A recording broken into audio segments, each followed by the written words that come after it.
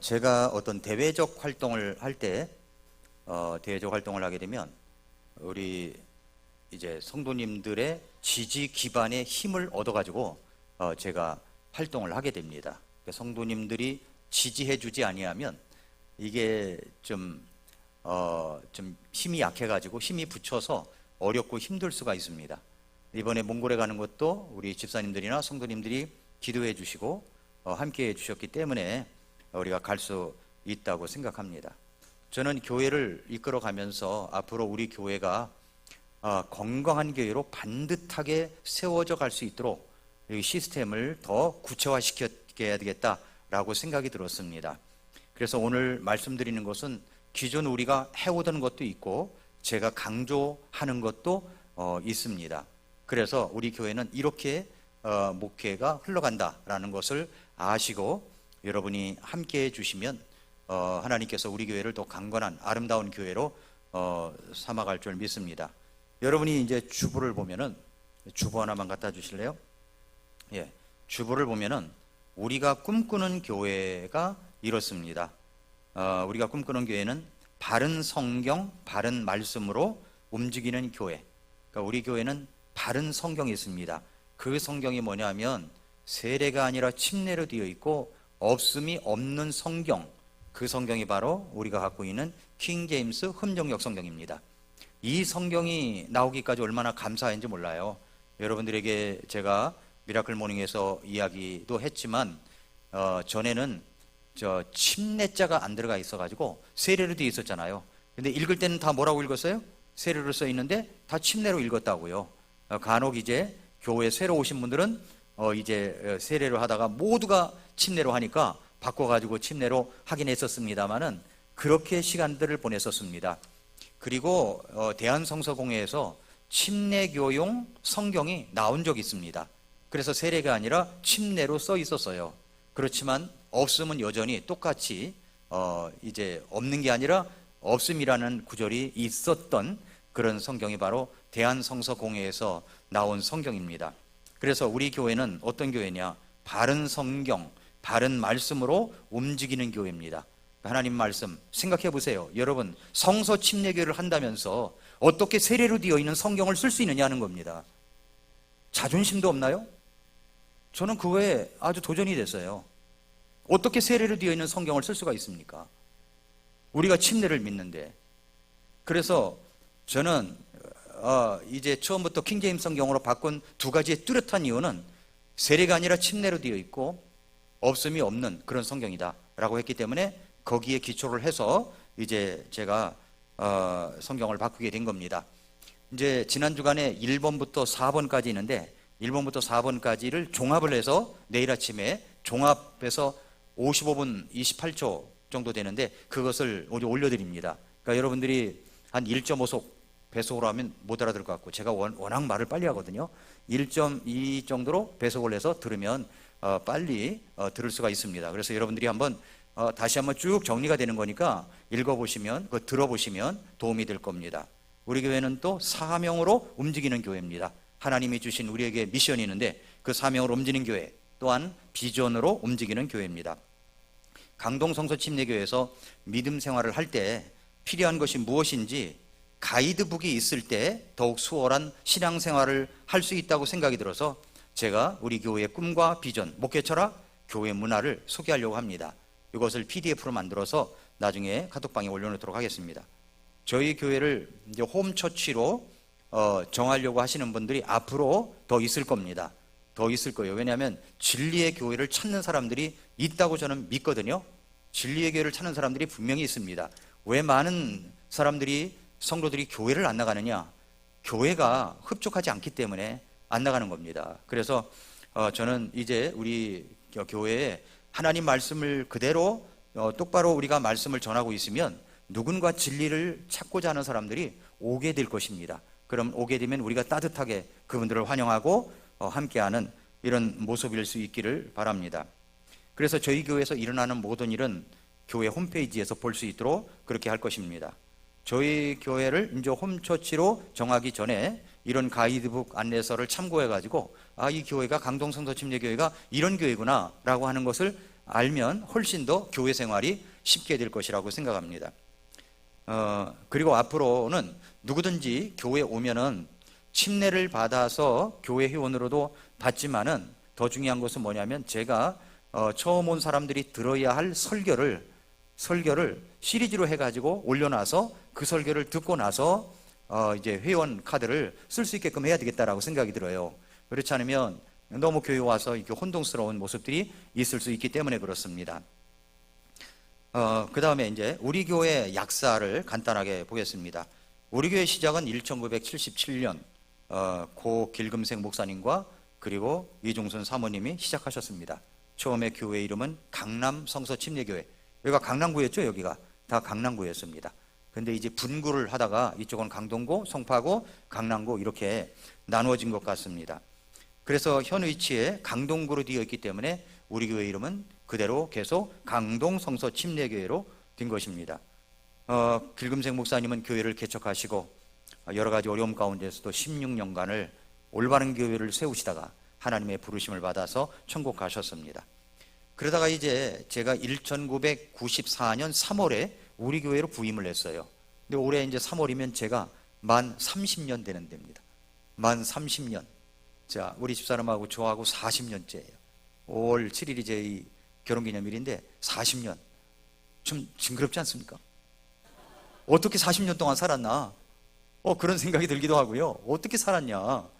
그런데도 저희 집사람과는 매우 친합니다. 어디든지 같이 다니고요. 매우 친합니다. 친하다 보니까 조금 이제 잦은 그런 어떤 가끔가다 잡음이 있긴 있지만 오히려 관계가 좋아지기 위한 잡음이 가끔 일어나기도 합니다. 그러나 정말로 지금까지 제 아내가 목회에 있어서 지대한 도움을 주었기 때문에 여기까지 왔었다 생각이 듭니다. 그래서 이제 저는 이제 신학교에서 훈련을 받다가 행당동에 있는 성서침례교회에서 13년간 조력을 했어요. 13년간 조력자로. 그래서 항상 저의 마인드는 뭐가 있냐면은 나는 조력자 같은 담임 목사로 왔는데 늘 조력자 같은 생각이 드는 거예요. 나는 이 담임 목사가 어울리지 않았는데 조력을 하면 잘할 것 같은데 이런 생각이 들었는데 벌써 이제 3월 달이면 30년이라고 하니까 정말 하나님의 은혜로 여기까지 왔다고 생각이 됩니다. 그러다가 이제 베델 성서침례교회 부목사였다가 부목사로 그 교회에서 5년 후에 담임 목사로 이임을 해줄 테니까 베델 성서침례교회로 와라. 거기는 땅이 한 100여 평 있고 예배당도 2층으로 있고 그런 교회거든요. 그런데 제가 이제 우리 주집사님 한번 설교하러 왔다가 우리 교회 강동성서침 설교하러 왔다가 이제 요청을 받았었어요. 그래서 그때 제가 이제 저 혼자 결정하는 게 아니라 가서 담임 목사님하고 이야기를 해야 된다고 해서 내가 기도하고 좋으면 가라고 그래서 제가 좋아서 결정을 했고 그리고 이제 우리 교회로 오게 된 것입니다. 너무 하나님의 인도하심이었다고 생각합니다. 교회가 이제 1년이 안 돼서 이쪽으로 이사를 왔어요. 3층이 그때는 없었어요. 2층만 있었죠. 2층에도 일부만 썼어요.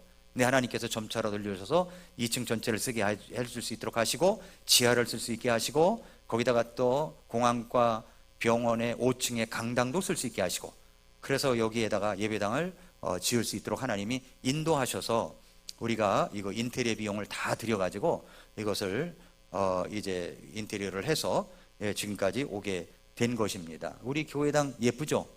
우리 교회당 예쁜 교회예요. 정말 좋은 교회입니다. 그러나 이제 우리가 어쩔 수 없는 우리가 원해서가 아니라 어쩔 수 없는 과제에 직면해 있습니다.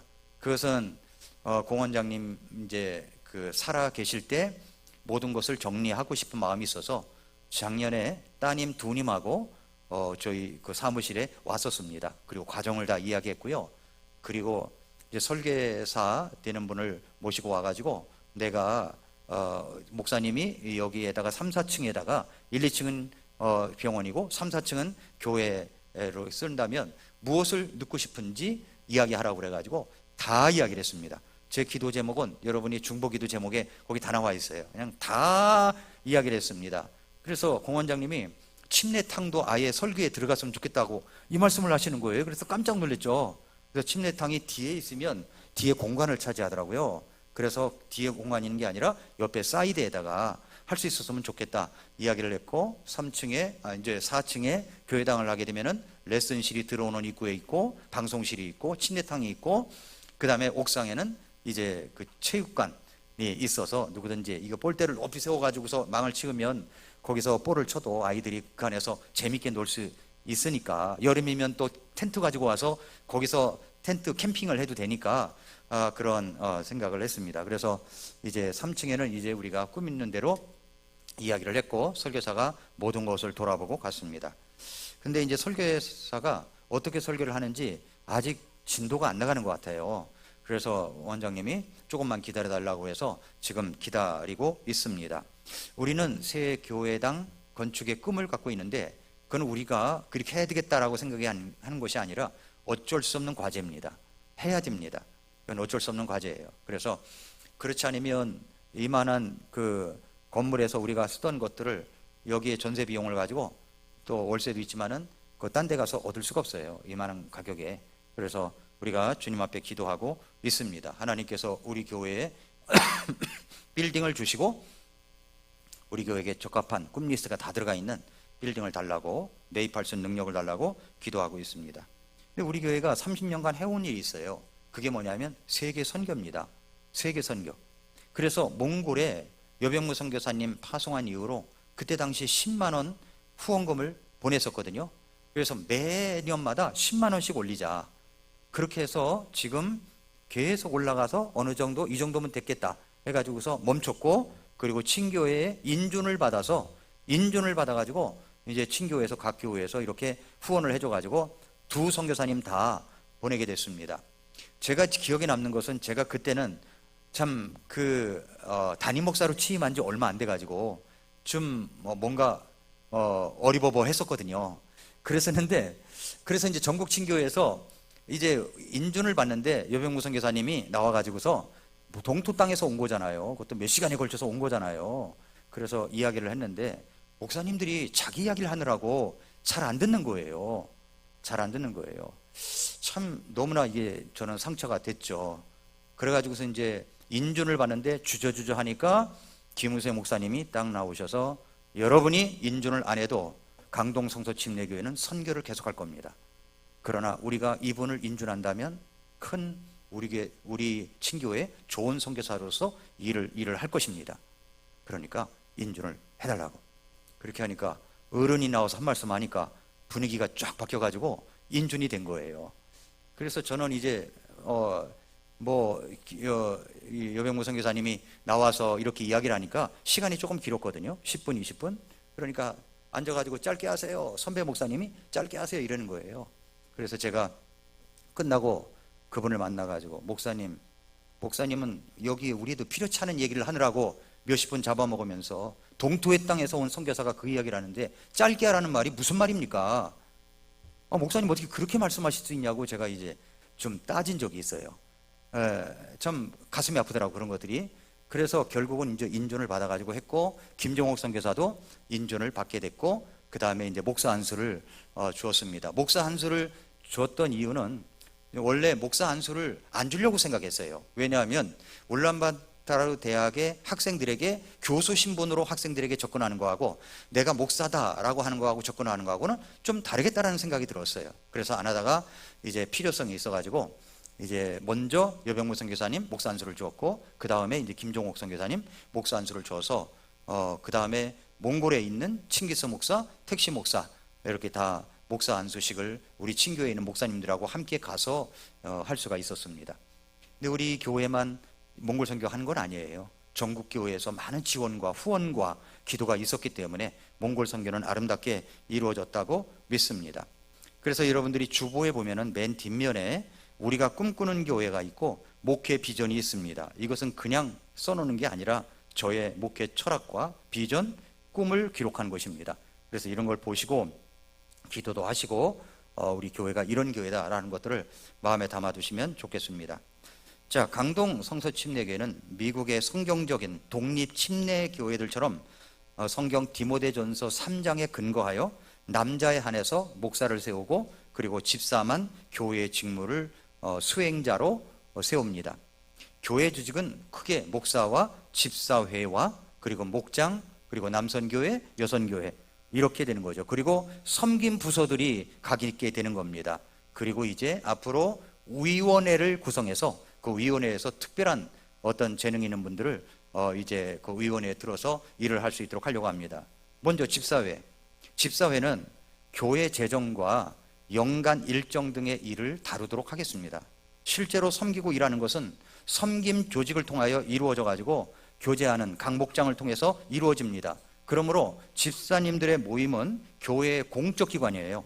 공적 기관으로서 교회의 대내외적 문제가 발생했을 때 외적으로 활동하고 그리고 평상시에는 드러나지가 않습니다.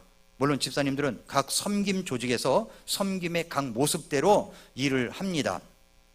우리 교회는 안수 집사님과 일반 집사가 있죠. 안수 집사는 50세 이상으로 교회에서 10년 이상 임직했을 때 안수를 합니다. 이것 안수를 한 이유는 평생 섬김직이라는 임무로서 주는 것입니다. 일반 집사의 임기는 1년직으로 하고 특별한 일이 없는 한 연임을 할 수가 있습니다. 집사는 부부가 합심하여 섬기는 직분입니다. 그렇기 때문에 성경에서 집사의 아내는 하면서 아내의 자격이 나오기 때문에 아내가 교회를 안 나온다든가 그러면은 드리기가 힘듭니다. 그리고 이제 이 집사는 65세 이상은 우리 안수 집사님들 몇 분이 65세쯤에 은퇴를 하셨기 때문에 그 이상을 집사로 임명하는 것은 좀 어렵다고 생각이 들었습니다. 원래 집사라는 말은 종이라는 뜻이에요. 종. 그러므로 집사는 교회의 종입니다. 교회의 종, 일꾼이죠. 상전이 아닙니다. 따라서 집사 부부는 교회 모든 예배에 모임에 참석해야 되고 가진 재능과 그리고 재물 등으로 신실하게 목자와 성도들을 섬겨야 합니다. 그리고 성도들은 집사의 직분을 다하고 있는 분들을 존중히 여겨주어야 합니다. 안수 집사는 평생 섬김의 의무를 다하는 직분입니다. 집사는요, 계급이 아니에요. 계급이 아닙니다. 집사 직무를 수행하지 않는 경우는 호칭 문제를 할 때 집사 직무를 수행하지 않아요. 그런데 여전히 집사로 부른단 말이에요. 그러면 이게 모순점이 있다고 생각이 들어요. 그리고 딴 교회 가서도 우리 교회 집사였었지 딴 교회 집사였던 것이 아니거든요. 딴 교회 가면 그냥 형제입니다. 전에도 말씀드렸잖아요. 우리 교회 유영호 집사님도 우리 교회 와가지고 제일 먼저 반석교회 그 유명한 정말 알찬 교회에서 집사직을 했지만 그러나 우리 교회에서는 형제로 불러주십시오. 그래서 형제로서 출발을 했던 겁니다. 그래서 집사직을 1년 하다가 혹시 여러 가지 어려움이 있을 때 그 직무를 못하게 되면 효칭은 형제로 바꾸어서 해야 된다고 생각합니다. 그러면은 이것이 이제 시험거리가 될 수 있거든요. 왜 그러냐면 이것이 계급이라고 생각하면 시험에 드는 거예요. 그러나 우리 교회 집사로 섬기고 있는 누구누구 형제입니다. 이렇게 소개하면 문제가 하나도 없어요. 근데 저도 이제 주 안에서 여러분과 같이 똑같이 형제입니다. 그러나 교회 질서상 담임 목사이기 때문에 목사님, 제 아내는 목사의 사모이기 때문에 사모 이렇게 부르는 것뿐이지 천국에 가면은 다 이 형제님 자매님이에요. 천국에 가면. 그러니까 이런 점을 우리가 알 필요가 있습니다. 집사 직무 수행자는 모두 같은 형제입니다. 그래서 꼭 집사라고 부르지 않고 형제라고 해도 사실 별 문제가 없습니다. 우리 교회 집사로서 섬기고 있는 누구누구 형제님이라고 해도 좋은 거죠. 목사는 평생 교회를 섬기기 위해서 소명을 받은 직분자로서 질서상 목사님이라고 불러야 교회 질서상 좋은 겁니다. 목사의 아내는 목사의 아내임을 드러내기 위해서 사모님이라고 부를 뿐 계급적 의미와는 전혀 관계가 없습니다. 집사의 직무는 특별한 사유가 없는 한 부부가 주일 오전과 오후 예배 등 각종 모임의 예배에 참석을 해야 됩니다. 주일 오전에는 다른 성도들보다 일찍 와서 교회와 성도들을 돌아보고 섬김 부서뿐만 아니라 제반 교회에 섬겨야 될 부분들이 뭐가 있는가 이렇게 돌아보면서 성도들과 교제를 나눕니다. 집사 부부는 성실하게 하나님 보시기에 정직한 헌금 생활을 해야 합니다. 그래서 교회의 원활한 운영상 집사 지금 한 10여 명 있는데 10여 명으로 제한해서 집사 직무를 해야 되겠다 생각을 하고 있습니다. 집사회의 원활한 운영을 위해서 집사장을 세웁니다. 근데 집사장은 담임 목사와 함께 교회를 섬기면서 세워가는데 최선을 다해야 됩니다. 집사장은 담임 목사가 임명합니다. 침례식, 근데 침례식을 할 때 담임 목사만 침례식을 대부분 지금까지 했거든요. 그런데 그게 아니라 제가 전도사님에게 일임을 하면 전도사님이 침례를 줄 수가 있습니다. 그리고 제가 어느 집사님에게, 예를 들어서 안진환 집사님이다 그러면 안진환 집사님이 침례를 줄 수가 있어요. 왜냐하면 교회에서 우임받았기 때문에. 이것은 성경적입니다. 미국의 많은 교회들이 그렇게 합니다. 그래서 침례식을 할 때 돌아가면서 침례식을 할 수 있도록 해도 좋겠다. 왜냐하면 옷 갈아입고 말이죠, 또 씻고 옷 갈아입고 막 이렇게 해서 나오는 시간들이 있거든요. 그래서 그걸 방지하기 위해서 그렇게 해도 좋겠다. 그러나 담임 목사가 할 수 있지만 우임해서 할 수 있다 라고 하는 겁니다. 몽골에서 여병무 선교사가 안수 안 받을 때 제가 우임하면 침례식을 할 수 있었습니다. 그런데 대부분 여름에 제가 가서 여병무 선교사와 함께 침례식을 했던 적이 있습니다. 우리 교회는 이제 목장이 있죠. 목자가 있고 저희 교회 성도들은 각 연령별 혹은 지역별로 목장 모임을 갖고 있습니다. 현재 우리 교회는 12개의 목장에서 각 그룹별로 교제 모임을 갖고 있어요. 다락방 목장, 은혜 목장, 해분 목장, 베베 목장, 에덴 1목장, 2목장, 에스더, 그 다음에 룻, 그리고 리브가, 루디아, 그리고 청년, 이렇게 목장이 있습니다. 목자 임명은 담임 목사가 합니다. 목자의 임기는 목장에 따라서 수시로 바뀔 수가 있어요. 형편에 따라서. 그래서 목장에서 적합한 지도자로 임명할 수가 있습니다. 근데 목자는 뭘 해야 되는 거냐? 목자는 목장 가족을 돌아보며 교제하는 데 있습니다. 목장 가족을 돌아봐야 돼요. 목자는 한 달에 한 번 이상 모임을 갖습니다. 교회 행사와 겹치지 않은 한 매월 마지막 주일 오후에 공식적인 모임을 갖습니다. 목장 식구들이 돌아보며 사랑으로 섬깁니다. 그리고 이 목장에서는 뭘 하냐면 우리 교회에서는 식사 준비를 해요. 식사 준비를. 얼마나 제가 고맙게 느껴지는지 몰라요. 오늘도 국을 누가 끓였는지 모르지만 이건 완전 내 스타일이에요. 국이 너무 맛있는 거예요. 너무 맛있어요. 그래서 너무 좀 과식을 해가지고 좀 씩씩거리는 것도 있는데 너무 정성껏 힘이 들지만 이렇게 섬겨줘서 얼마나 감사한지 모릅니다. 그래서 목장 인원이 좀 하다 보니까 많아졌다. 그러면 분구를 해야 됩니다. 이제 분류를 해야 돼요. 그래서 예비 목자를 세우고 어느 시점에서 나누어서 또 다른 목장이 탄생될 수 있도록 이렇게 하는 것이 목장의 목적입니다. 그러니까 목장은 여기가 좋사오니 우리 초막셋을 짓고 우리끼리 잘 놀자 이것만 하면 안 돼요. 같이 이렇게 확장되어야 됩니다. 섬김 부서가 있어요. 자, 좀 나눠주세요. 자, 유인물을 여러분에게 나누어 드리면 그걸 한번 보시기를 바랍니다. 저도 하나 갖다 주시고요.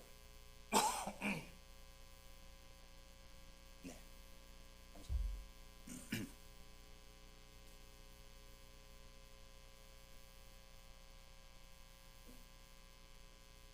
자, 우리 교회에 이제 섬김 부서라는 게 있습니다.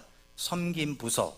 섬김 부서에 앞으로는 부서장을 임명하고 부서장이 중심이 되어서 움직이는 그런 시스템으로 만들어 가려고 합니다. 그래서 이것은 굉장히 중요합니다. 만약에 담임 목사가 유고가 됐다. 그래도 시스템은 돌아가게 돼 있는 거예요. 돌아가게 돼 있는 거예요. 그래서 우리 교회 마치 교회가 담임 목사가 없으면 아무것도 못하는 교회는 건강한 교회가 아닙니다. 담임 목사가 없어도 여러분이 맡은 바 일에 충성을 다하고 움직이면 교회가 건강하게 돌아갈 수가 있는 겁니다. 먼저는 이제 예배부예요. 예배부. 예배부는 안정되고 준비된 예배를 드리도록 섬깁니다. 그래서 기도위원, 간증자 발굴, 주의 만찬식 준비, 침례식 준비를 합니다.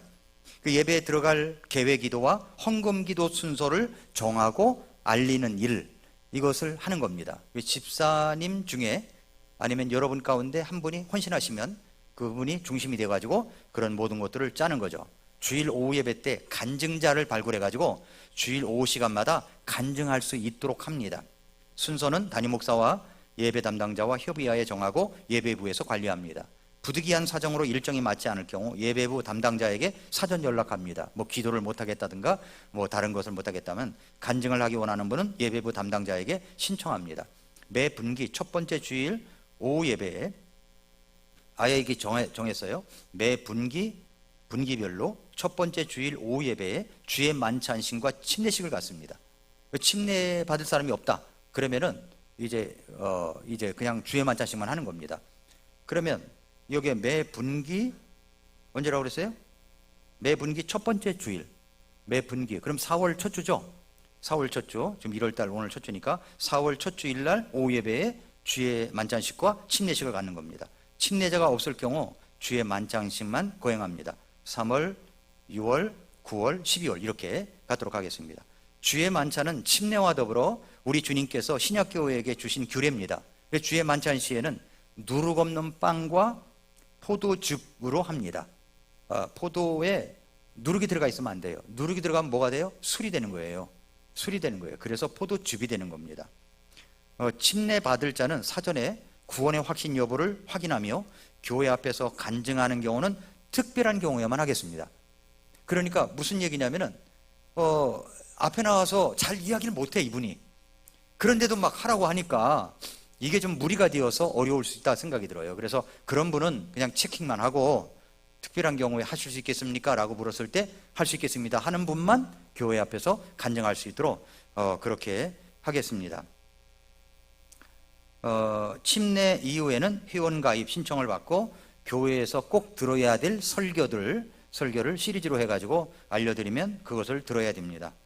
여름의 휴양에는 각 목장별 부서별로 갖는 것을 원칙으로 하겠습니다. 교회적으로 가려고 해도 이게 시간대가 안 맞고 너무 어려워서 그렇습니다. 그 다음에 예배 순서에 있는 집사나 형제는 자매는 특송할 때 정장과 반듯한 차림을 해야 합니다. 네, 이것이 이제 예배부. 그래서 여러분들이 가운데 내가 예배부에 헌신했으면 좋겠다 라고 생각하면 거기다 쓰세요. 동그라미 이름 쓰시고 체크하시면 됩니다. 예배부. 그 다음에 이제 계속 들어보세요. 그 다음에 이제 음악부 찬양대가 있습니다. 담임 목사는 찬양대장과 지휘자를 임명합니다. 찬양대원은 토요일날 저녁에 찬양 연습을 하며 주일날 찬양대 찬양을 합니다. 찬양대장은 찬양대를 섬기며 돌아봅니다. 지휘자는 찬양대를 지휘하며 예배에 적합한 곡을 골라 하나님께 영광을 올립니다. 우리 교회는 CCM이나 사람의 마음을 세상적으로 자극하는 음악을 하지 않습니다. 비트가 강한 그런 음악을 하지 않습니다. 찬양대 복장은 형제는 정장, 넥타이, 자매는 치마를 입는 것을 원칙으로 합니다. 원칙으로 해요. 가능하면 우리 교회에서 우리 자매님들도 치마를 입는 것을 원칙으로 하지만 그러나 나 목사님 바지도 정장 아닙니까? 이렇게 와서 항의를 하면 저는 인정할 수밖에 없어요. 예, 그러니까 그래도 뭐 그것 때문에 시험에 들 이유가 없습니다. 그것 때문에. 그렇지만 우리가 깨끗한 복장을 하기 위해서 이제 이렇게 치마를 입는 걸 원칙으로 하지만 때때로 스봉이 아니라 바지, 스봉이 아니라 바지를 입으라는 거. 바지를, 정장 바지를 입고서 교회 오는데 이게 율법적이 돼서는 안 됩니다. 율법적이 돼서는 안 된다고 생각이 들고요. 그 다음에 이제 오케스트라 전체 총괄 기획 및 진행은 지휘자가 합니다. 우리 교회 지휘자를 위해서 기도 많이 해주시기 바랍니다. 지금 이제 사업을 하고 있는데 그게 정말 어려운 것 같아요. 그래서 여러 가지 이제 변동사항이 있는 것 같은데 여러분 만나면 격려해 주시고 힘을 실어 주시고, 제가 그렇게 이야기를 했습니다. 경기는 아직 끝나지 않았습니다. 경기 안 끝난 거예요. 그렇죠? 2024년도 경기가 또 계속될 것입니다. 그래서 기도해 주시기 바랍니다. 우리 교회 지휘자는 재능 달란트가 많아요. 그래서 우리가 여러 가지 좀 수준 높은 음악 프로그램을 할 수가 있게 되었습니다. 그 지휘자는 부활절이나 성탄절에 찬양대 칸타타를 합니다. 지휘자는 3B 뮤직 아카데미를 잘 운영할 수 있도록 총괄합니다. 3B 뮤직 아카데미는 각 악기별로 레슨 선생님을 둘 수 있습니다. 연말에는 153 콘서트와 연초에는 행복한 음악회를 관장합니다. 그래서 이제 1월 말에 행복한 음악회를 할 예정입니다. 그 다음에 이제 뭐가 있냐면은 미디어 출판부입니다. 미디어 출판부. 여기에 이제 관심을 가져야 돼요. 미디어 출판부에 방송실에서 음향 관리, 설교, 녹화, 동영상 편집 및 제작, 업로드, 마이크, 스피커, 시설 관리를 이제 누가 하냐면 미디어부에서 하는 겁니다. 미디어부에서. 그래서 담임 목사의 설교가 유튜브 채널을 통해서 잘 올려질 수 있도록 하고 그것을 관리, 점검하며 많은 사람이 교회 채널을 통해서 말씀을 듣도록 하는 겁니다. 앞으로 우리 교회에요, 많은 사람들이 들어와서 볼 거예요. 정말입니다. 우리 교회 많이 들어와서 볼 거예요. 그러니까 이런 것들을 미리미리 준비할 필요가 있습니다. 교회 채널 유튜브 관리를 합니다. 담임 목사의 설교를 주제별로 CD를 제작하고 소책자 발간하고 인터넷 매체를 통하여 확장되도록 그렇게 합니다. 1년에 한 번은 우리가 미디어 선교에 필요한 미디어 선교 헌금을 할 필요가 있다고 생각합니다. 그래서 미디어 사역에 우리가 쓸 수 있도록 모금한 금액은 교회 재정과 별도로 관리하여 소책자와 CD 발행, 미디어 홍보 비용으로 씁니다. 필요시 교회에서 재정 지원을 받습니다. 출판사가 하나 있다고 그랬죠. 제가 우리 그 포스터 선교사님, 우리나라에 처음 복음을 들고 오신 포스터 선교사님 그때 당시에 있었던 출판사예요. 그 출판사 이름이 성서침례 출판사입니다. 그거를 외국인 성서침례교회 필리핀 사역을 하는 우리 이상원 목사님이 나는 별로 쓸모가 없고 그러니까 최 목사가 가져가서 유용하게 쓰라고 그래서 제가 강남구청에 갔다가 강동구청에 갔다가 막 그렇게 해서 우리 교회 출판사로 등록을 했습니다. 그래서 강동구청에 등록이 되어 있는 출판사예요. 성서침례 출판사를 통해서 앞으로 우리 교회에 여러 가지 책들을 발행하고 볼 수 있도록 하고 이런 사역을 할 것입니다. 그것을 이제 미디어 출판부에서 관장합니다. 그 다음에 이제 안내부 있어요. 안내부는 이제 주차관리, 안전관리, 안내가 있습니다. 주일 아침에 교회 앞에서 차량 주차를 돕죠. 우리 교회는요, 이 장년팀에서 관리를 너무 잘하세요. 너무 잘하세요. 기쁨으로 합니다. 얼마나 잘하는지 몰라요. 제가 창문에서 이렇게 보면은 정말로 형제가 서로 연합하여 동거함이 어찌 그리 선하고 아름다운가 했는데 그런 아름다운 모습이 있습니다. 그리고 점심시간에 곳곳에서 놀고 있는 아이들의 안전관리를 확인하면서 돕습니다. 현관 앞과 교회당 앞에서 주보를 배포하며 오시는 성도들이 앞에서부터 차례로 앉을 수 있도록 섬깁니다. 이것을 내가 해보겠다. 그러면 여러분이 이제 안내부에 하시면 됩니다. 안내위원, 현관 예배당 앞에서 안내, 주차위원은 성도들이 편안하게 주차할 수 있도록 주차 안내, 이것을 주차 관리를 잘 할 수 있도록 여기 여러분이 헌신하기 원하시면 거기다 체크를 하십시오. 그 다음에 이제 새가족부예요. 새가족부는 새로운 분이 왔을 때 성경책과 찬송가책을 볼 수 있도록 안내하고 환영 카드를 기록하여 설교 전 담임 목사에게 전달하고 전체 환영할 수 있도록 합니다. 이거를 전도사님이 다 하고 있는 거예요. 그런데 만약에 전도사님이 뭐가 문제가 있어서 그걸 못한다 그러면 그냥 어떻게 할 줄을 모르는 거죠. 그래서 집사님들 가운데나 아니면 우리 형제님들 가운데나 아니면 또 다른 자매님들 가운데 헌신을 하시면 여기에 이제 그 안내 부장으로 할 수 있도록 하겠습니다. 현관 예배당 앞에서 안내를 하는 겁니다. 그 다음에는 이제 그 새가족부가 있어요. 새가족부. 자, 우리 교회에 새가족이 옵니다. 그러면 어떻게 해야 됩니까? 구경만 하면 안 돼요. 제가 이렇게 이제 예배 끝나거나 이렇게 서로 찾아가서 10명에서 한씩 인사합시다 그러면 가만히 있는 사람이 있어요. 가만히 있는 사람. 가만히 있는 이유가 있거든요. 여러분 교회 처음 가서 식당으로 뚜벅뚜벅 걸어가서 밥 먹을 수 있을 것 같습니까? 못해요. 제가 몸에 좀 휴양이 필요해가지고 제주도에서 3주 동안 있었던 적이 있습니다. 그런데 거기에서 딴 교회를 가봤어요. 제가 목사잖아요. 근데 가서 밥 먹으러 갑시다 이렇게 말하기 전에는 뚜벅뚜벅 여기 식당이 어디죠? 그래가지고 뚜벅뚜벅 걸어가서 식사를 못 하겠더라고요. 그러니까 교회에 오면은 다 서먹서먹한 거예요. 그래서 누군가 붙들어주고 이야기할 수 있고 식사를 같이 타오고 어떻게 왔느냐 환영하면서 이럴 수 있어야 된다는 거죠. 이게 새가족부예요.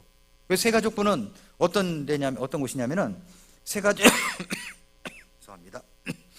새가족이 왔을 때 연령대별로 있었으면 좋겠다 생각이 들어요. 그래서 예를 들어서 학생부다.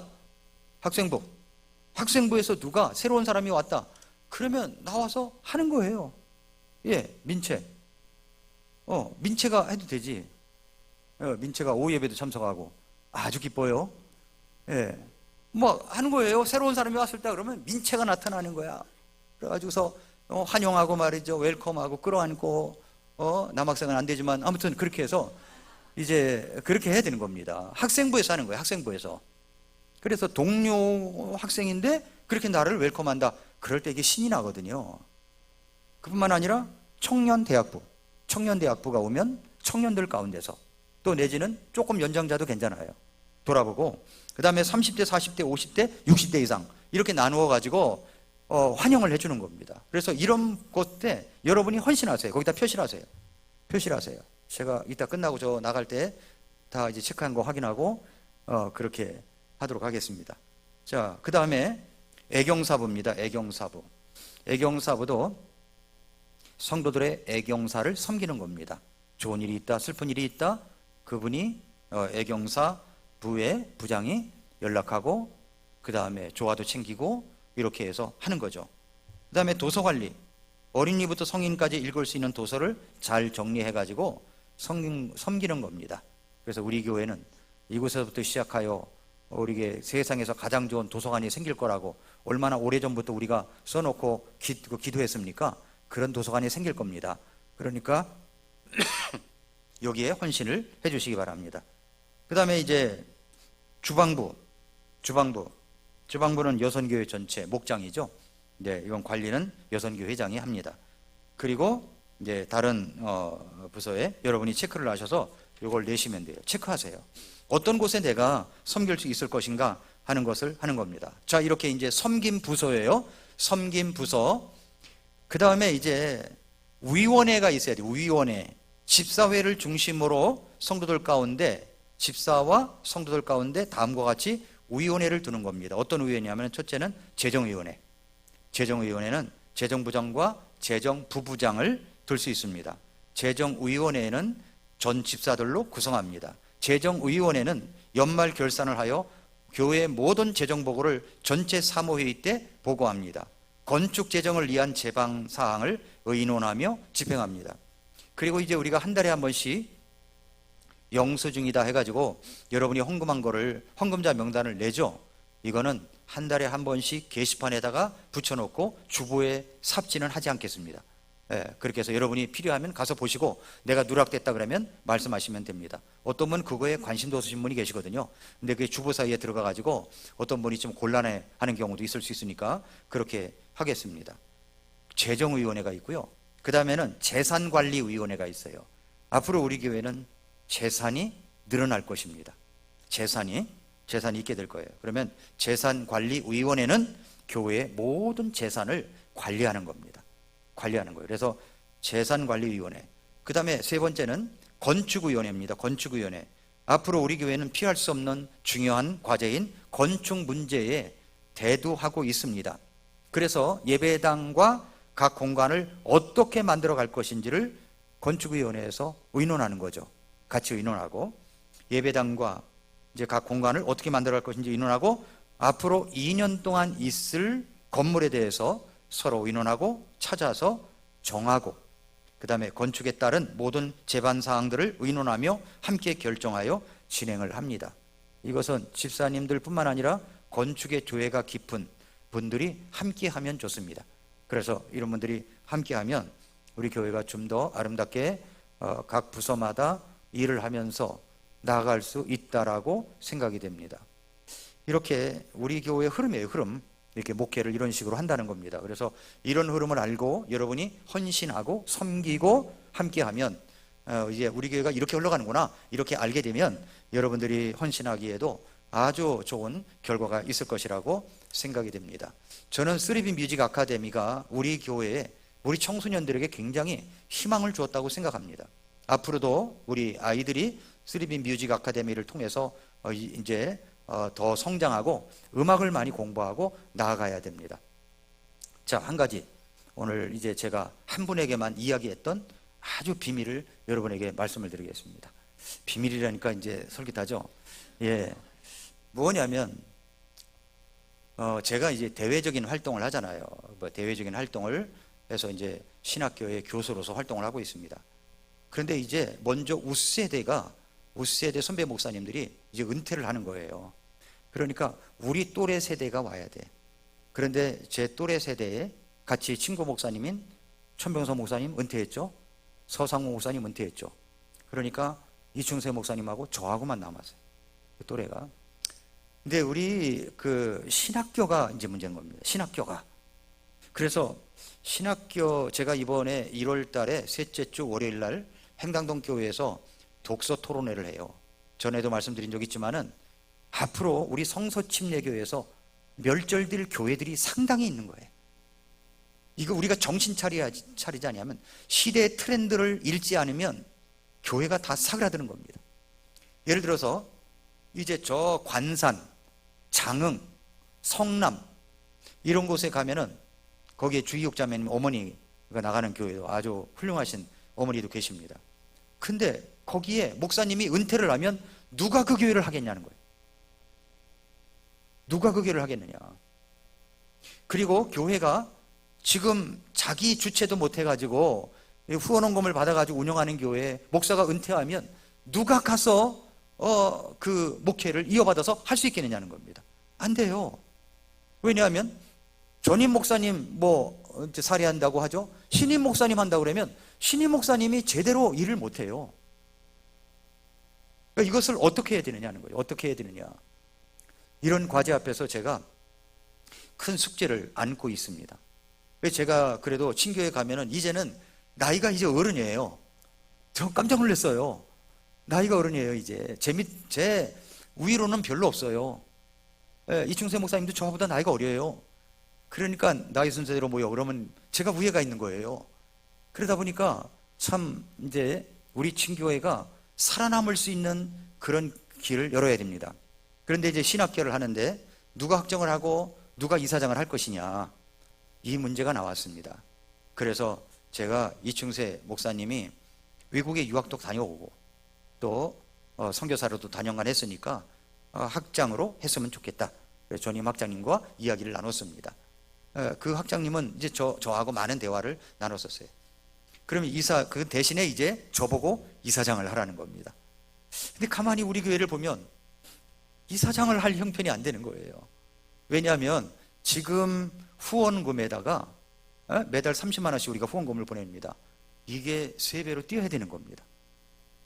왜냐하면 신학교 이사장이나 학장은 원래 그렇게 해요.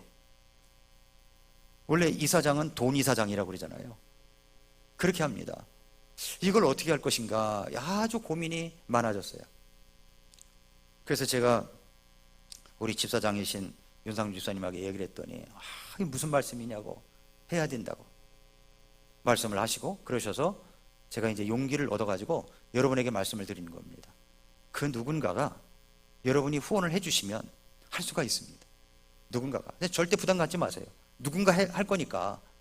누군가는 할 거예요. 부담이 있으신 분은 할 거라고 생각이 됩니다. 근데 제가 왜 이런 중요한 직책을 맡게 됐느냐면 우리 신학계를 살려야 됩니다.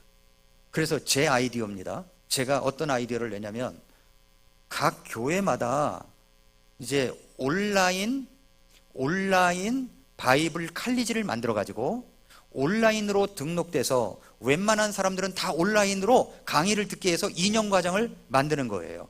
이건 아직 친교회 목사님들한테 공개되지도 않은 건데 그런 거예요. 그러면 그것을 거기에서 목사님 아들이나 또 내지는 집사님들 가운데나 아니면 성도님 가운데 온라인 강의를 들으면 거기서 이제 설교할 수 있는 자격, 설교 기초학이나 조직신학 기초학을 공부할 수 있게 하는 겁니다. 주일학교 교사들도 공부하게 하고 또 집사님들도 공부하게 하고 하면은 제가 생각할 때 적어도 30명에서 50명 이상은 온라인 바이블 칼리지에 등록을 하지 않겠는가 이렇게 생각이 드는 겁니다. 근데 우리 집사람이 아이디어를 내더라고요. 여보, 사모들 잘 몰라. 그러니까 사모님들부터 다 등록하게 하라는 거예요.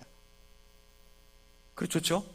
그러면 그렇게 등록을 해서 공부를 하다가 2년 과정 하다가 내가 지금 소명이 있다, 내가 좀 목회를 하겠다 그러면 직장을 다니면서 목회를 하는 겁니다. 시대가 달라지잖아요. 앞으로 시대가 달라지잖아요. 직장생활 하면서 목회를 하는 겁니다. 그러면 1년 과정은 신학교에 와가지고 공부를 하고 그 다음에 이제 나중에 졸업장을 주고 그리고 이제 일할 수 있게끔 부여하는 거죠. 그리고 목사 안수 자격을 부여받을 수 있도록 하는 겁니다. 그렇게 지금 준비되어져 가고 있어요. 그러면 이제 제가 여기서 만약에 못한다, 우리 집사님들 가운데 목사님 안 됩니다, 자제하십시오 이러면 제가 자제할 수밖에 없어요. 그러나 할 수 있다고 하면은 제가 용기를 얻어가지고 할 수 있는 겁니다. 대외적인 것은 그래요. 대외적인 것은. 그래서 여러분 성서침례 신학교를 위해서도 여러분 많이 기도해 주시기 바랍니다. 정말 우리 신학교가 위기예요. 모든 신학교가 다 위기예요. 후임자가 없어요. 후임자가. 사례비를 갖다가 말이죠, 전도사나 아니면 부목사 사례비 그거 책정해가지고 주잖아요. 양해 차지도 않아요. 요즘 기성장로교회, 다른 기성교회에서는 그래서는 안 간다는 겁니다. 왜냐하면 애들 부양하고 먹고 살기가 힘든데 그거 가지고 어떻게 사느냐는 겁니다. 그래서 여러분들이 꼭 읽어보셔야 될 책이 있어요. 그러면 목사도 사람이다라는 책이 있습니다. 목사도 사람인 거예요. 그런 가운데 있게 되는 겁니다. 그래서 여러분들이 함께 해주시고 격려해 주시고 함께 해주시면 우리 교회가 이제 대외적으로도 앞으로도 우리 교회가 더 성장하고 또 이 독립침례교회 안에서 모델적인 교회가 될 것이라고 생각합니다. 자, 아침에 제가 오전 시간에 말씀드렸던 유튜브 미라클 모닝의 댓글 두 번째 하는 거 24-002에 댓글 다신 분의 댓글을 제가 한번 읽어드릴게요. 제가 이 댓글이 참 웃깁니다. 그래서 한번 들어보시기 바랍니다. 이 댓글에 뭐라고 그랬냐면은 제가 킹제임스 성경 현대 역본들 성경 이슈에 대해서 이야기를 했습니다. 그랬더니 뭐라고 그랬냐면은 이렇게 썼어요. 아브라함은 세례를 받았는가? 아니 뜬금없이 아브라함이 왜 나와요? 세례 문제. 이거 성경에 무식하다는 말이죠. 이 말이. 아브라함은 세례를 받았는가? 세례란 말은 없어도 하나님은 아브라함을 벗이라 했다. 물에 잠기는 침례, 약식 세례, 당신이 볼 때는 중요하지만 사도 바울은 그리스도 예수를 믿는 자는 이미 침례받기 전에 이미 성령 안에서 그리스도와 죽고 그리스도와 장사되고 그리스도와 우리는 부활했다. 예로 십자가상의 한 강도는 세례식 하지 않았어도 낙원에 예수님과 함께 들어갔다. 누가 지금 낙원에 들어가냐 못 들어가냐 이 얘기를 하는 겁니까? 구원받은 표시를 해야 되는 건데 사마리아 여인이 침례인지 세례인지 그런 의식하지 않고 이미 세례받은 성도처럼 영원한 생명수 받아 샘같이 흐르는 축복받았다. 이미 성령으로 세례받은 것이다. 이단에서 나오세요. 이렇게. 나보고 이단이래요. 이단에서 나오세요. 그리고 예수 그리스도 진정 믿으세요. 이분은 진짜 뭘 모르는 분이에요. 뭘 모르니까 무식한 사람이 용감하다고 여기다 댓글을 이런 식으로 써놓죠. 세례의 의미도 침례의 의미도 모른다는 거죠. 침례받는 사람이, 침례를 주는 사람이 이단이라고요? 성경에 예수님도 침례를 받았어요. 미국의 모든 침례교회들이 다 침례를 줘요. 심지어는 순복음교회도 침례를 준다는 말이 있습니다. 왜 그럴까요? 성경적으로 믿는 어떤 장로교회도 침례를 준다는 말이 있어요. 그런데 여기다 이런 댓글을 써놓으니까 어떤 분이 이렇게 댓글을 또 써놨습니다. 당신은 세례나 침례의 의미를 전혀 모르고 다른 그리스도인에게 이단이라는 단어를 사용하여 마음에 상처를 주는 고약한 방법까지 쓰는 저급한 분이군요. 한국말의 세례나 침례 모두 밥디제인에서 나온 물에 잠기게 하다라는 말입니다. 세례나 침례는 구원과 상관은 없으나 주 예수님께서 성부와 성자와 성령의 이름으로 침례를 주라고 명령하셨습니다. 침례는 여러 사람들 앞에 공식적으로 예수 그리스도가 장사된 지 사흘 만에 다시 사신 것을 믿는 신앙 고백을 하는 예수님의 말씀에 순종하는 아름다운 예식입니다. 예수 그리스도를 영접하고 성령을 받은 사람들은 누구나 침례를 받는 것이 순종하는 것입니다. 이렇게 써놨어요. 잘 써놨죠? 근데 제가 말씀드리려고 하는 건 이거예요. 여기에 댓글에 우리 교회 집사님들이나 성도님들이 써놔야 된다는 겁니다. 발붙이지 못할 정도로. 잘못된 거 아닙니까? 그걸 보고서 댓글 써놨네. 이 사람 목사님을 욕하나 봐. 이단이래? 이렇게 구경만 하고 있으면 안 되는 겁니다. 그 집사님들은 대내적 활동을 해야 되는 겁니다. 교회 다른 데서 우리 교회를 이단이라고 한다 그러면 집사님들이 똘똘 뭉쳐가지고 그걸 대책위원회를 세워야 된다는 거죠. 앞으로 우리가 성경 이야기 안 하다가 갑자기 성경 이야기 하니까 막 붉어진 겁니다. 첫 번 것은 620 몇 회를 본 것 같아요. 620 몇 회를. 그래서 여러분들이 이제 그 말씀에 귀를 기울이고 저급하게 써놓은 사람들을 보면 여러분이 거기에다가 댓글로 점잖게 타일러야 되는 겁니다. 침례의 의미도 얼마나 이분 점잖아요. 그리고 저급한 분이라고 그러거든요. 저급한 거죠. 알지도 못하면서 이단이라고 합니까? 우리 성서침례교회는 처음에 이단이라는 말을 굉장히 많이 들었어요. 왜 그러냐면 교회에 오면 구원받았느냐? 그래서 구원받은 여부를 확인하고 상담을 하고 침례를 주거든요. 세례 인정하지 않아요. 그런데 지금은 조금 낮았습니다. 조금은 낮았어요. 옛날에 종교문제 연구소장 탕명한 소장이라고 있었습니다. 이분이 피살됐죠. 예. 그런데 이 탕명한 소장이 뭐라고 그러냐면은 주기도문하고 사도신경 안 하는 교회는 다 이단이라고 그랬어요. 그 말이 되는 얘기입니까? 주기도문하고 사도신경 안 하면 다 이단이래요. 그런데 맨 밑에다가 단 성소 침례교는 아닙니다. 이렇게 써놨더라고요. 그러니까 우리가 올바른 교회 진리를 우리가 선포하면서 나아가고 있습니다. 앞으로 많은 일들이 일어날 가능성들이 있어요. 그래서 여러분들이 그런 것들을 살펴보시고 이 집사님들 가운데 미라클 모닝 다 듣겠지만 혹시 안 듣는 분이 계시면 꼭 들으시기를 바랍니다. 들어야 돼요. 제가 중요한 걸 해놓거든요. 그 딴 성도들은 킹제임스 성경에 대해서 많이 알고 있는데 아니 교회 직분자가 킹제임스 성경에 대해서 알지도 못하고 말하라 그러면 말도 못하고 그런다면은 그건 좀 문제가 있지 않습니까? 그러니까 우리가 정말 진리에 대해서 설명할 수 없으면 그건 아는 게 아니래요. 진리에 대해서 설명할 수 있어야 됩니다. 그래서 설명할 수 있는 풍성한 그런 지식을 습득하고 내공을 쌓아서 이야기를 하시기 바랍니다. 그렇게 될 때 하나님께서 우리 교회를 이 말세지 말에 놀랍게 쓰실 겁니다. 여러분 한국교회 트렌드 2024라는 책에 보니까 교회를 안 나오는 사람들이 그렇게 많은 거예요. 그런데 우리가 올바른 진리를 이야기하고 말씀 선포를 하면 틀림없이 올바른 교회를 찾는 분들이 교회 나올 것이라고 저는 생각합니다. 그런 분들이 찾고 있어요 지금. 그래서 여러분 기도해 주시고 우리 교회가 정말 성경적인 그런 건강한 교회로 성장할 수 있도록 여러분이 기도해 주시기 바랍니다. 자, 이거 다 쓰셨습니까? 쓰셨어요? 자, 쓰시면 앞에서부터 이렇게 걷어가세요. 걷어가시고 그리고 이제 일어나서 찬송하겠습니다.